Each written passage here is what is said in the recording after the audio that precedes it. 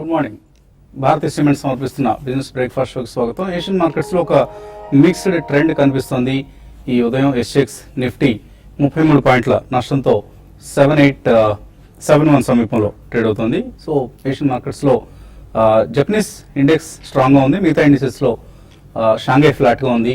మిగతా ఇండెక్స్లో మనకు అంతగా ప్రాఫిట్స్ లేవు. ఇన్ఫ్యాక్ట్ నష్టాల్లో కూడా ట్రేడ్ అవుతున్నాయి తైవానీస్, కొరియన్ లాంటి ఇండిసెస్. ఆయిల్ ర్యాలీ ఆగిపోయింది ప్రస్తుతానికి. ఆయిల్కి సంబంధించి ఇన్వెంటరీస్ బాగా పెరిగిపోయాయి. అలాగే కెనడియన్ ఫైర్ ఇంపాక్ట్ కొంత ఉంది అన్న వార్తలతో oil prices, in fact majority of the కమోడిటీస్లో మనం కరెక్షన్ చూస్తున్నాం.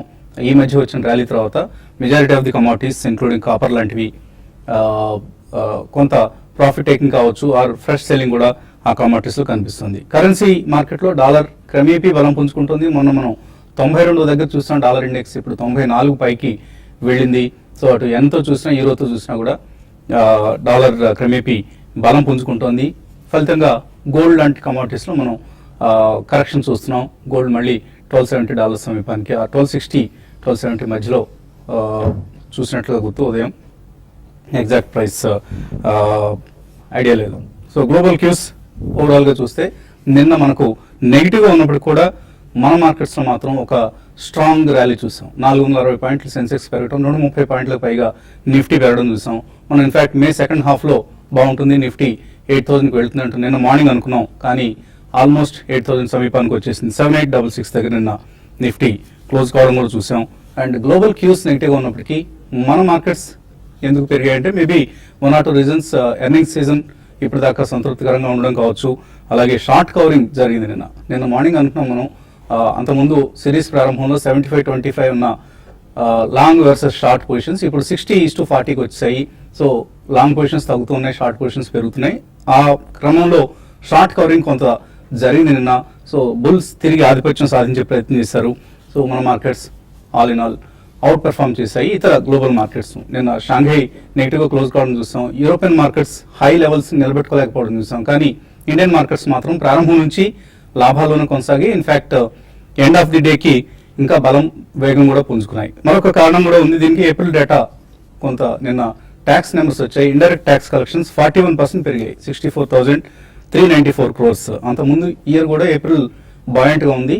కానీ ఈసారి కూడా మళ్ళీ అంత బేస్ మీద కూడా 41% గ్రోత్ కనిపిస్తుంది అనేది మార్కెట్స్ కొంత ఉత్సాహాన్ని ఇచ్చిందని చెప్పుకోవచ్చు. కస్టమ్స్, సర్వీస్ ట్యాక్స్, ఎక్సైజ్ ఇటువంటి అన్ని నెంబర్స్ కూడా సాటిస్ఫాక్టరీగా వచ్చాయి, బాగా పెరిగాయి. ఇన్ఫాక్ట్ స్టీల్, అలాగే కోల్, గోల్డ్ ప్రైసెస్ పెరగటం అండ్ ఫ్యూయల్ మీద మనకు సర్చార్జెస్ పెరిగి దానికి సంబంధించిన ఆదాయం కొంత ఎక్సైజ్ రూపంలో రావటం, ఇవన్నీ పాజిటివ్ ఫ్యాక్టర్స్ తీసుకోవచ్చు. అలాగే 2 wheelers, cement, tractors and cars sales బాగా జరగటం. ప్యాసింజర్ వెహికల్ సేల్స్ మనకి ఏప్రిల్లో 2% ఆఫ్టర్ 3 months ఆఫ్ డిక్లైన్ 1.8% పెరగటం అనేది ఒక సిగ్నిఫికెంట్ డెవలప్మెంట్. ఇవన్నీ మనకి ఎకానమీలో ఇప్పుడు గ్రీన్ షూట్స్ అంటే పచ్చటి మొలకలు ప్రారంభమయ్యాయి.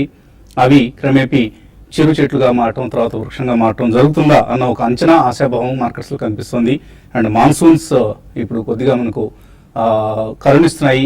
ఇప్పటికే ఎర్లీ షవర్స్ వస్తున్నాయి. మేబీ మాన్సూన్ అనుకున్న విధంగా ప్రోగ్రెస్ అయ్యే అవకాశాలు కూడా కనిపిస్తున్నాయి. ఈ నేపథ్యంలో ఇక నిఫ్టీ, బ్యాంక్ నిఫ్టీ లాంటివి మళ్ళీ బలం పుంజుకుంటాయని మార్కెట్స్లో ఎక్కువ మంది అనుకుంటున్నారు. మేబీ ఇక్కడ కొద్దిగా కన్సాలిడేట్ కావచ్చు. 200 మూవింగ్ యావరేజ్ నిఫ్టీకి సంబంధించి 7830 దగ్గర ఉంది. ఇప్పుడున్న 7866 నుంచి మేబీ ఒక 30-40 పాయింట్స్ ఇవాళ కరెక్ట్ అయినా కూడా ఎగ్జాక్ట్గా మనం 200 మూవింగ్ యావరేజ్ దగ్గరికి వస్తాం. సో ఈ నేపథ్యంలో ఫారిన్ ఇన్స్టిట్యూషనల్ ఇన్వెస్టర్స్ ఎలా బిహేవ్ చేస్తున్నారు? నిన్న కూడా మన ఎఫ్ఐఎస్ బయింగ్ చేశారు. ఆల్మోస్ట్ 300+ crores, 351 crores వర్త్ స్టాక్స్ను క్యాష్ మార్కెట్స్లో కొన్నారు. ఐసిఐసి లాంటి కౌంటర్లో మనం మళ్ళీ డెలివరీ బేస్డ్ బయింగ్ చూసాం. 270 కోట్ల రూపాయలు నిన్న ఐసిఐసిలో డెలివరీ బేస్డ్ బయింగ్ జరిగింది. టాటా మోటార్స్ 250 crores, హెచ్డిఎఫ్సిలో 200 crores. ఇలా కీ కౌంటర్స్, ఇండెక్స్ హెవీ వెయిట్స్లో బయింగ్ జరగటం నిన్నటి మార్కెట్ లాభాలకు దోహదం చేసింది. అండ్ డొమెస్టిక్ ఇన్స్టిట్యూషనల్ ఇన్వెస్టర్స్ కూడా క్రమేపీ వాళ్ళ బయింగ్ పరిమాణాన్ని పెంచుకుంటూ వస్తున్నారు. నిన్న ఆల్మోస్ట్ ఒక 351 crores. In fact this is DIs figure, ఇందాక నేను చెప్పింది డిఐఎస్ ఫిగర్. ఎఫ్ఐఎస్ 224 crores వర్త్ స్టాక్స్ కొంటుంది చూసాం. So domestic institutional investors, foreign institutional investors నుంచి ఒక కోఆర్డినేటెడ్ బయింగ్ ఎక్సర్సైజ్ మనకు కనిపిస్తుంది. సో ప్రతి కరెక్షన్లో ఇన్స్టిట్యూషనల్ ఇన్వెస్టర్స్ కొనుగోలు సాగిస్తున్నారు. సో అందరికి కూడా ఇప్పుడు వర్తిస్తున్న సూత్రం ఏంటంటే బై అండ్ డిక్లైన్స్. సో తగ్గినప్పుడల్లా షేర్లు కొని హోల్డ్ చేసిన వాళ్ళకి తప్పనిసరిగా లాభాలు వస్తున్నాయి. లాస్ట్ 2 monthsగా మనకు ఈ ఫినామినా కొనసాగుతుంది. సో మేబీ నేను అనుకున్నట్లుగా మనం ఈ సిరీస్లోనే 8,000 లెవెల్ని నిఫ్టీకి సంబంధించి చూసే అవకాశాలు స్పష్టంగా కనిపిస్తున్నాయి. అనలిస్ట్ ఏమంటున్నారు అడిగి తెలుసుకుందాం. సో నిన్న అనూహ్యంగా అఫ్కోర్స్ మార్నింగ్ మనం పాజిటివ్గా ఉంటుందని అనుకున్నప్పుడు కూడా ఇంత స్ట్రాంగ్ ర్యాలీ వస్తుందని అనుకోలేదు. ఇవాళ కొద్దిగా మళ్ళీ ఓపెనింగ్ నెగిటివ్గా కనిపిస్తుంది. నిన్నట్లాగానే ఎండ్ ఆఫ్ ది డేకి మార్కెట్స్ బాగా పాజిటివ్గా మారుతాయని అనుకుంటున్నారు. నిన్న క్వైట్ అన్ఎక్స్పెక్టెడ్ అండి. ఆల్మోస్ట్ ఏ అనలిస్ట్ ఎక్స్పెక్ట్ చేస్తుండ్రు. అయితే most of the action institutional action, ఎందుకంటే నిన్న రిటైల్ వాల్యూమ్స్ కూడా పెద్ద ట్రేడింగ్ వాల్యూమ్స్ కూడా చాలా తక్కువ ఉన్నాయి. అందులో ఓపెన్ అవటమే 100 points ఓపెన్ అయ్యేటప్పటికి ఎవరికి ఎంటర్ అయ్యే ఛాన్స్ కూడా ఒక రకంగా లేనట్టు అయింది.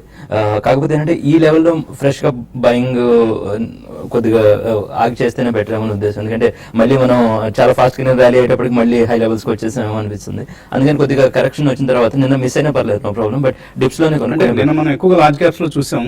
సో ఇక్కడ ఒకవేళ large caps are index consolidate అయితే మిడ్ క్యాప్స్ కి యాక్షన్ స్ప్రెడ్ అయ్యే అవకాశం ఉందండి. కాకపోతే ఏంటంటే రిజల్ట్స్ ఇంకా పిఎస్యూ బ్యాంక్ రిజల్ట్స్ ఇంకా ఉన్నాయి కాబట్టి ఆ హ్యాంగ్ ఓవర్ ఉంది కాబట్టి డిప్స్ వచ్చే ఛాన్స్ ఉందండి. అంటే హడాబడి పడాల్సిన అవసరం లేదేమో అని నా ఉద్దేశం. ఓకే, సో ట్రేడర్స్ ఎటువంటి ఐడియాస్ ఇస్తారు? మార్కెట్స్ అంటే నిన్నటి రోజు మనం అనుకున్నట్టుగా అంటే ఫ్లాట్గా ఉంటుంది అనుకున్నాం. బట్ ఆ ర్యాలీ అనేది 45 minutesలో దగ్గరగా 100 points దాకా నిఫ్టీ రావడం చూసాం. అయితే ఈ రోజు దానికి ఫాలో అప్ బయింగ్ ఉంటుందా లేదా అనేది చెప్పడం కష్టం. ఎందుకంటే మార్కెట్స్ డైరెక్షన్ అనేది ఏ రోజుకి ఆ రోజు మనం మారిపోతుంది. మరి ముఖ్యంగా మన మార్కెట్ చూస్తే గ్లోబల్గా అన్ని మార్కెట్స్ కన్నా అవుట్ పర్ఫార్మ్ చేసిన మార్కెట్ అని చెప్పొచ్చు. బట్ ఏదైనా కూడా బై అండ్ డిప్స్ అని చెప్పొచ్చు. At the same time sell and rallies అని కూడా చెప్పొచ్చు. ఎందుకంటే 7990 దగ్గర ఒక 2 to 3 times మన నిఫ్టీ అక్కడికి వెళ్ళి అక్కడి నుంచి రివర్స్ కాలం చూసాం. ఈ ర్యాలీ కొనసాగి 7980 అండ్ క్లోజర్గా 8000కి వచ్చినప్పుడు సెల్ చేసుకోవచ్చు. అట్ ద సేమ్ టైం ఇక్కడ నుంచి ఒక డిప్ వచ్చినప్పుడు కూడా బయింగ్ చేసుకోమంటాను. మరీ ముఖ్యంగా డిప్లో బై చేయగలిగే స్టాక్స్ చెప్పాలంటే ఎస్ బ్యాంక్ ఒకటి, యాక్సిస్ బ్యాంక్ ఒకటి, బ్యాంక్ నిఫ్టీ ఒకటి బై చేసుకోవచ్చు. అదేవిధంగా బ్యాంకింగ్ కౌంటర్లో సెల్లింగ్ చేసుకునే కౌంటర్స్ కూడా ఉన్నాయి. లైక్ ఎస్బీఐ ఒకటి, ఐసిఐసిఐ బ్యాంక్ ఒకటి, ఈ రెండు కూడా సెల్ అండ్ ర్యాలీస్ అని చెప్పొచ్చు. బ్యాంక్ నిఫ్టీకి విషయానికి వస్తే 16,800 దగ్గర బ్యాంక్ నిఫ్టీకి అంటే ఇక్కడ నుంచి ఒక 20 to 30 points దగ్గర రెసిస్టెన్స్ జోన్గా చెప్పొచ్చు. అది కానీ క్రాస్ కాగలిగితే మళ్ళీ 17,200 దాకా బ్యాంక్ నిఫ్టీ పెరగచ్చు. డౌన్ సైడ్ చూసుకుంటే 16,600 అంటే ఇక్కడ నుంచి ఒక 150 points 160 points డౌన్లో చాలా స్ట్రాంగ్ సపోర్ట్ ఉంది. అది కానీ బ్రేక్ అయితేనే డౌన్ ట్రెండ్ ఉంటుంది. లేదంటే మాత్రం ఎవ్రీ 100 points కరెక్షన్ వచ్చినా కూడా బ్యాంక్ నిఫ్టీలో లాంగ్ పొజిషన్ తీసుకోవచ్చు. తర్వాత ఇంకా ఇండివిజువల్ స్టాక్స్ విషయానికి వస్తే రిజల్ట్ అనౌన్స్ చేసిన హీరో మోటార్ కార్పొరేషన్ కొంచెం వీక్ అయ్యే అవకాశం ఉంది. 2980 ఆ లెవెల్ దగ్గరికి వచ్చినప్పుడు అలా సెల్ చేసుకోమంటాను. అదేవిధంగా కమాడిటీ స్టాక్స్ ఈరోజు చాలా వీక్గా ఉండొచ్చు. హయ్యర్ లెవెల్స్లో టాటా స్టీల్, హిండాల్కో ఇటువంటి స్టాక్స్ని సెల్ చేయమంటాను. తర్వాత టైటాన్ కూడా నిన్న కొంచెం లోలో ఓపెన్ అయ్యి కొంచెం షార్ట్ కవరింగ్ వచ్చి పైకి వచ్చింది. బట్ టైటాన్కి కరెంట్ లెవెల్స్లో సెల్లింగ్ అనేది రావచ్చు. దాన్ని హయ్యర్ లెవెల్లో సెల్ చేసుకోవచ్చు. బ్యాంక్ నిఫ్టీ బై చేసుకోమంటాను. తర్వాత సిప్లా ఒకటి కూడా చాలా స్ట్రాంగ్గా ట్రేడ్ కావచ్చు. ఈరోజు డిప్ వచ్చినప్పుడల్లా బై చేసుకోమంటాను. 345 and 346 దాకా ఇంట్రాడేలో పెరిగే అవకాశం ఉంది. బట్ ఓవరాల్ మార్కెట్ పరంగా చెప్పాలంటే ఇంట్రాడే కోసం బై అండ్ డిప్స్ అని చెప్పొచ్చు. 7830 అది కానీ బ్రేక్ అయితే మాత్రం నిఫ్టీ కొంచెం వీక్ అవ్వచ్చు. దాని పైన ఉన్నంత వరకు బై చేసుకోమని చెప్తానండి. సో మ్యూచువల్ ఫండ్స్లో ఎటువంటి యాక్షన్ కనిపిస్తుంది?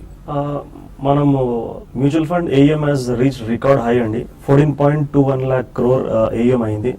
అండ్ లాస్ట్ మంత్లో ఏప్రిల్లో చూస్తే record inflows of 1.34 lakh crores in liquid funds and 31,000 crores in income ఫండ్స్లో వచ్చింది. So it has reached a new high. And ఈక్విటీతో పాటు ఇటు డెట్ ఫండ్స్లో కూడా ఇన్వెస్టర్స్ అగ్రెసివ్గా ఇన్వెస్ట్ చేస్తారు. ఎస్ అండి, ఎస్. అండ్ ఈరోజు మనము DSP black rock micro cap ఫండ్ని తీసుకుంటున్నాము. సో ఈ ఫండ్ వచ్చేసి 2007లో స్టార్ట్ అయింది. బిఎస్సి స్మాల్ క్యాప్కి బెంచ్ మార్క్ అయిన ఫండ్. గత 8 to 9 yearsగా చూస్తే చాలా వరకు స్మాల్ క్యాప్ ఫండ్స్ ఏమైతే ఉన్నాయో ఇన్కన్సిస్టెంట్ పర్ఫార్మెన్స్ ఇచ్చాయి అండ్ హైలీ వాలటైల్ ఉన్నాయి. But this fund is an exception. So కన్సిస్టెంట్గా పర్ఫార్మ్ చేస్తూ బెంచ్ మార్క్ని కూడా కన్సిస్టెంట్గా బీట్ చేస్తూ దాంతోపాటు పియర్ గ్రూప్ కూడా ఏమైతే ఉందో దాన్ని కూడా కన్సిస్టెంట్గా బీట్ చేసింది. అండ్ ఫండ్ యొక్క మ్యాండేట్ ప్రకారం 75 to 80% స్మాల్ క్యాప్ స్టాక్స్లో ఇన్వెస్ట్మెంట్ చేస్తుంది అండ్ 15 to 20% మిడ్ క్యాప్ స్టాక్స్లో ఇన్వెస్ట్మెంట్ చేస్తుంది. And as per the mandate minimum 65% top 300 companies ఏవైతే ఉంటాయో దాని బయట ఇన్వెస్ట్మెంట్ చేయబడుతుంది. సో ఈ మ్యాండేట్ వల్ల దానికి చాలా వరకు ఫ్లెక్సిబిలిటీ ఉంటుంది అండ్ ఇది ఒక కారణం అని చెప్పుకోవచ్చు ఫండ్ అవుట్ పర్ఫార్మెన్స్కి. అండ్ చాలా వరకు small cap oriented funds cyclical స్టాక్స్లో ఇన్వెస్ట్మెంట్ చేయరు. But this fund is an exception. Cyclical స్టాక్స్లో కూడా ఇన్వెస్ట్మెంట్ చేస్తుంది అండ్ ఎక్కడైతే టర్న్ అరౌండ్ స్టోరీస్ ఉంటాయో and improving return of capital employed కనబడుతుందో అక్కడ ఇన్వెస్ట్మెంట్ చేస్తుంది. అండ్ 2008 నుంచి ఇప్పటికి 2 సైకిల్స్లో కూడా outperformance has been very good. So top sectors వచ్చేసి chemicals, textiles, financial, construction, engineering and top holdings వచ్చేసి KPR mills, Indoco remedies, SRF, Navin fluorine international, Atul and Aarti chemicals. గత 1 year గా చూసుకుంటే 12.26% రిటర్న్ ఇచ్చింది. 3 years లో 40.67% రిటర్న్ అండి. It's a very high return. 5 years లో 23.5% return, 7 years లో 33% return. And since launch 2007 peak period లో లాంచ్ అయినప్పటికీ కూడా ఇప్పటికీ చూసుకుంటే ఆల్మోస్ట్ 17.9% రిటర్న్ ఇచ్చిన fund. So investors wealth has been created hugely. 1 lakh ఎవరైతే 2007 లో ఇన్వెస్ట్మెంట్ చేశారో 4 times ఇంక్రీజ్ అయ్యే వెల్త్ 4.33 lakhs ఈ రోజు వాల్యూ అండి. బట్ ఈ ఫండ్ అనేది చాలా హైలీ వాలటైల్ ఉండే అవకాశం ఉంటుంది. అందుకోసమే పోర్ట్ఫోలియోలో ఒక 5 to 10% కంటే ఎక్కువగా ఎక్స్పోజర్ ఇవ్వకూడదు. అలాగే నిన్నటి Thyrocare technologies blockbuster listing తర్వాత ఇవాళ Ujjivan financial services, so micro finance company ఇది. So Ujjivan financial services IPO ఇటీవల ముగిసింది. సుమారుగా 210 రూపాయల దగ్గర ఇష్యూ ప్రైస్. సో ఏ రేట్ దగ్గర లిస్ట్ అవుతుంది, నిన్నటి థైరోకేర్ లాగానే ఇది కూడా ఒక చక్కటి రిటర్న్స్ ఇస్తున్నా లేదా అనేది మరికొద్దిసేపట్లో తేలుతుంది. అలాగే బ్రేక్ తర్వాత వీలైతే ఉజ్జీవన్ ఫైనాన్షియల్ సర్వీసెస్ టాప్ మేనేజ్మెంట్ని మనం టెలిఫోన్లో చిన్న ఇంటర్వ్యూ తీసుకునే ప్రయత్నం చేద్దాం. Keep watching TV5. చిన్న బ్రేక్ తీస్తున్నాం ఇప్పుడు.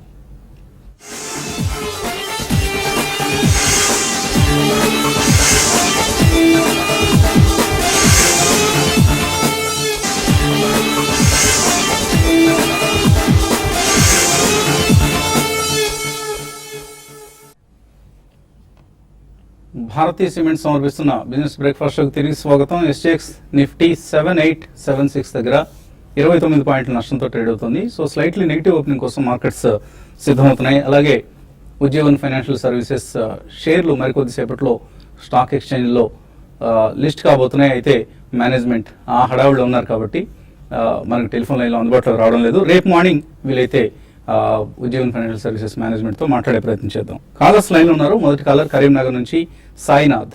హలో. హలో సార్, నమస్తే సార్. నమస్తే అండి, అడగండి సార్. ఎన్సీసీఎం, ఎల్ఐసి హౌసింగ్ ఫైనాన్స్. ఎన్సీసీయా? NCC, LIC housing finance. కొన్నారా ఇవి రెండు? కొన్నాం సార్. ఎన్సీసీ ఒక 1800 షేర్లు ఉన్నాయండి, ఎల్ఐసి ఒక 200 షేర్స్ ఉన్నాయండి. ప్రాఫిట్స్ లో ఉన్నారా? ఏ రేట్లో కొన్నారు సార్? ఎన్సీసీ వచ్చేసి 45 20లో కొన్నా సార్ మధ్యలో. ఎల్ఐసి 420లో కొన్నా సార్. ఓకే. సో మంచి లాభంలో ఉన్నారు. ఎన్సీసీ హోల్డ్ చేయమంటారా? రెండింటి గురించి మాకు పాజిటివ్ వ్యూనే ఉందండి. ఎల్ఐసి హౌసింగ్ ఫైనాన్స్, ఎన్బిఎఫ్సిస్ గురించి కూడా మనం మాట్లాడాం. అందులో హౌసింగ్ ఫైనాన్స్ గురించి కూడా స్పెషల్గా మాట్లాడాము. Repco home finance, LIC homes strong names. ఎందుకంటే ఎట్లయితే హౌసింగ్ డిమాండ్ ఎట్లయితే ఇండియాకి ఆల్మోస్ట్ ఇన్ఎవిటబుల్, గవర్నమెంట్ కూడా హౌసింగ్ ఫర్ ఆల్ అంటుంది. లేదంటే ఈవెన్ జనరల్ పబ్లిక్ కూడా ఈవెన్ హౌస్ అనేది ఎవరికైనా డ్రీమ్ కాబట్టి వాటన్నిటిలో ఇది మంచి సెగ్మెంట్ అండి. Can Fin homes, LIC housing finance, Repco home finance, ఈ 3 స్ట్రాంగ్ నేమ్స్ హౌసింగ్ ఫైనాన్స్ లో. ఎన్సీసీ కూడా కన్స్ట్రక్షన్ నేమ్ లో మంచి నేమ్ అండి. ప్లస్ కేఎన్ఆర్ కన్స్ట్రక్షన్స్, అదొకటి కన్స్ట్రక్షన్ స్పేస్ లో ఇంట్రెస్ట్ ఉంటే అదొకటి చూడొచ్చు. సో ఎన్సీసీ నేను హోల్డ్ చేయమంటారు? ఇంకా హోల్డ్ చేయొచ్చు. ఎంతకాలం వరకు హోల్డ్ చేయొచ్చు? రిజల్ట్స్ కొద్దిగా రిజల్ట్స్ ఏదైనా ప్రాబ్లం మీకు సైన్స్ ఆఫ్ కన్సర్న్ కనపడేంత వరకు ప్రాబ్లం లేదండి. ఎందుకంటే మీరు లో లెవెల్స్ లోనే కొనున్నారు కాబట్టి అది మీకు ఎక్స్ట్రా క్వశ్చన్ దొరుకుతుంది అనమాట. లో లెవెల్స్ లో కొంటే ఒక అడ్వాంటేజ్ అంటే ఒక స్వింగ్ మీరు టార్గెట్ చేయగలుగుతారు యాక్చువల్గా. సార్ ఓకే అండి. తర్వాత కలర్ మైలవరం నుంచి శేఖర్. హలో శేఖర్. నమస్తే వసంత్ గారు. అడగండి శేఖర్. సార్ నా దగ్గర డెడ్జింగ్ కార్పొరేషన్ షేర్లు ఉన్నాయి సార్, మూమెంట్ రావట్లేదు. Dredging corporation sir. Okay okay అండి. ఎప్పుడు కొన్నారు ఇవి? నేను కొన్ని 6 months అవుతుంది సార్. 400 లో కొన్నా సార్. మూమెంట్ రావట్లేదు. మరి ఉంచమంటారా తీసేయమంటారా కొంచెం చెప్తారా సార్? అంతగా ఫ్యాన్స్ ఏమన్నా కౌంటర్ కాదు ఇది. Dredging corporation public sector company. Fundamentally బాగానే ఉన్నప్పుడు కూడా ఫండమెంటల్స్ మార్కెట్ లో అంత క్రేజ్ లేదు. అది పిఎస్యూ స్టాక్ కొంచెం డల్ గానే ఉంటాయండి. అందులో ఎస్బీఐ లాంటి ఏంటంటే పిఎస్యూ అయినా కూడా నిఫ్టీలో పాట అవడం వల్ల ఏంటంటే యాక్షన్ కనపడుతుంది. కానీ డ్రెడ్జింగ్ కార్పొరేషన్ అంటే కొద్దిగా పిఎస్యూ ఉన్నప్పుడు కొద్దిగా డల్ గానే ఉంటుంది. అయితే కన్సర్న్ అవ్వాల్సిన మీకు హడావిడే లేకపోతే మీరు హోల్డ్ చేయమని చెప్తాను. ఎందుకంటే ఒకటి ఇప్పుడు గంగా క్లీన్ ప్రాజెక్ట్ అయినా అటువంటి అప్పుడు వీటికి డ్రెడ్జింగ్ ఆపరేషన్స్ అని వీటికి కాంట్రాక్ట్స్ వస్తాయండి. ఇండియాలో largest dredging player. Government projects ఏమైనా కూడా వీళ్ళకే రావాలి. హడావిడి లేకపోతే మీరు హోల్డ్ చేయమని నేను సలహా ఇస్తానండి. ఓకే అండి. తర్వాత కలర్ లైన్ ఉన్నారు. హలో హలో, యా లైన్లో ఉన్నారా? హలో, అడగండి మీ ప్రశ్న. నేను HDFC mid cap opportunity 15 months నుంచి హోల్డ్ చేస్తున్నానండి. Mid cap opportunities, hello. Okay okay అండి. 15 మంత్స్ నుంచి హోల్డ్ చేస్తున్నాను. అది ఇయర్లీ వన్స్ రివ్యూ చేసుకోమంటారు కదా, అవును. అది రివ్యూ చేసుకుంటే బిఎన్పి మిడ్ క్యాప్ ఈ mid cap fund media MS inclusive fund బాగా పర్ఫార్మ్ చేస్తున్నాయి దానికన్నా.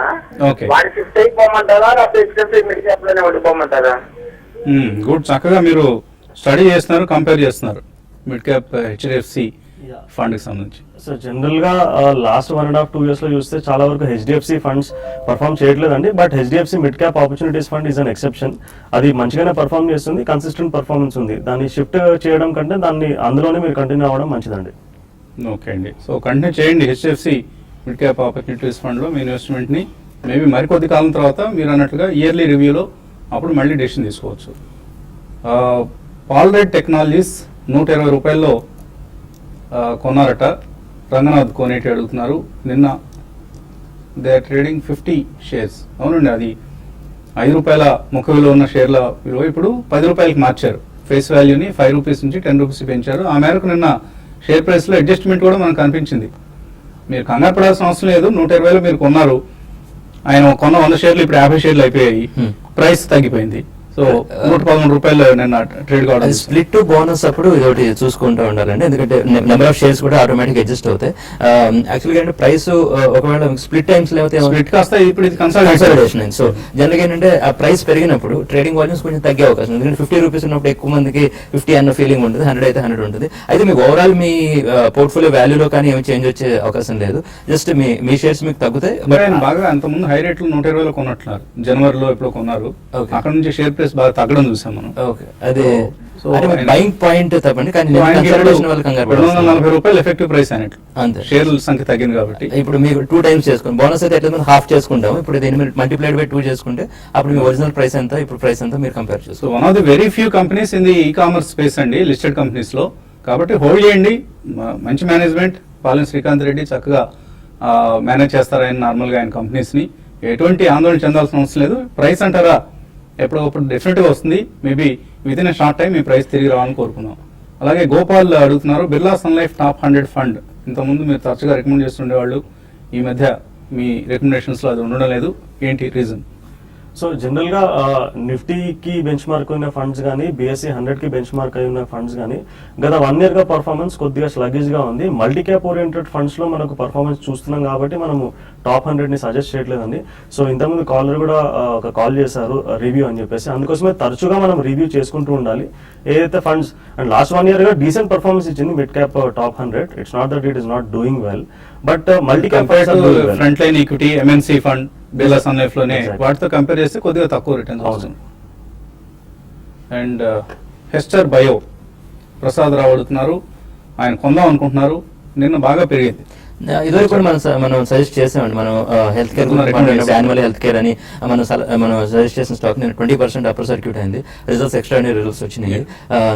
Already African projects United nations ఏదైతే అనౌన్స్ చేసిందో అటువంటిప్పుడు ఈ కంపెనీస్ కి బెనిఫిట్ వస్తుంది. ఎందుకంటే ఎక్స్క్లూజివ్ హెల్త్ కేర్ మీద ఫోకస్ చేస్తున్న చాలా తక్కువ కంపెనీస్ లో ఒక కంపెనీ అండి. ఇండియాలో అయితే ఓన్లీ 1 కంపెనీ అనుకోవచ్చు.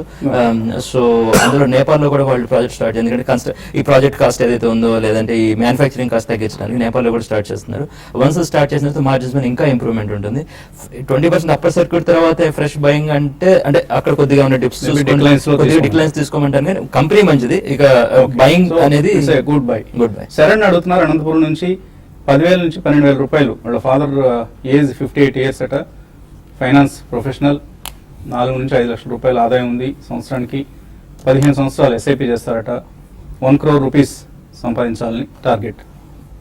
So mutual funds. మనం 15:15:15 రేషియో అండి. 15,000 కానీ ఆయన వయసు 55 సంవత్సరాలు ఉంది. అప్పటి వరకు ఆయన ఇన్కమ్ అదే పరిస్థితిలో కొనసాగుతుందా లేదా అన్నది. సో 1 crore అనేది షార్ట్ టర్మ్ లో అక్యుములేట్ చేయడం కష్టం అండి.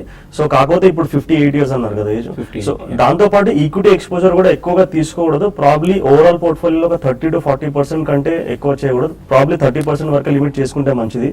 సో 30% ఈక్విటీలో 70% డెట్ ఓరియంటెడ్ ఫండ్స్ కానీ డెట్ ఓరియంటెడ్ ఇన్వెస్ట్మెంట్స్ లో చేసుకుంటే యావరేజ్ కూడా 9.5 to 10% రిటర్న్ జనరేట్ చేస్తాను తప్ప అంతకంటే ఎక్కువ రాదండి. సో కేర్ఫుల్ గా ఉండాలి. 1 crore అచీవ్ చేయడం అనేది ఇట్స్ ఆల్మోస్ట్ ఇంపాసిబుల్. కొద్దిగా ఆయన ఏజ్ రీత్యా ఆయన వయసు రీత్యా మనకు డిఫికల్ట్ టాస్క్ కనిపిస్తుంది. అలాగే ఆయన DSP black rock micro cap fund equities లో ఇన్వెస్ట్ చేద్దాం అనుకుంటున్నారు. చేయొచ్చు, ఆయన కోసం అనుకుంటాను, వాళ్ళ ఫాదర్ కోసం. ఓకే, అంటే ఇది హైలీ వాలటైల్ ఉంటుందండి అండ్ స్మాల్ క్యాప్ స్టాక్స్ లో ఎక్కువ ఇన్వెస్ట్మెంట్ చేస్తుంది. 5% కంటే ఎక్కువ ఇన్వెస్ట్మెంట్ చేయకండి ఈ ఫండ్ లో. ఓకే అండి. సో ఆన్ దట్ నోట్ ఇవాల్టి బిజినెస్ బ్రేక్ఫాస్ట్ షోని ముగిద్దాం. మధ్యాహ్నం స్మార్ట్ ఇన్వెస్ట్లో మళ్ళీ కలుద్దాం.